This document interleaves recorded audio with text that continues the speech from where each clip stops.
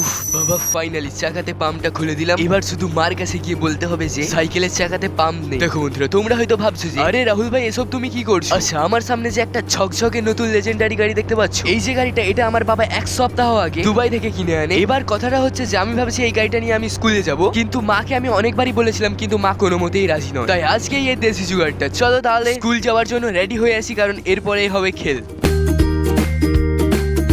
চলো বন্ধুরা, অবশেষে আমি স্কুল যাওয়ার জন্য রেডি হয়ে গিয়েছি। এবার শুধু ঠিকঠাক ভাবে অ্যাক্টিংটা করতে হবে দেবদার মতো। আরে হাই হাই হাই রে, কি হয়ে গেল এটা? আরে রাহুল, কি হয়েছে? আরে মা দেখো না, চাকাতে পাম্প নেই, আমার বোধহয় লিক হয়ে গিয়েছে। আরে হ্যাঁ তো, কিন্তু কি করে লিক হলো? জানি না, কিন্তু এবার স্কুল যাব কিভাবে? হ্যাঁ, সেটাও বা ভাববার বিষয়। আচ্ছা মা, আমি যদি এই লেজেন্ডারি গাড়িটা নিয়ে স্কুল চলে যাই?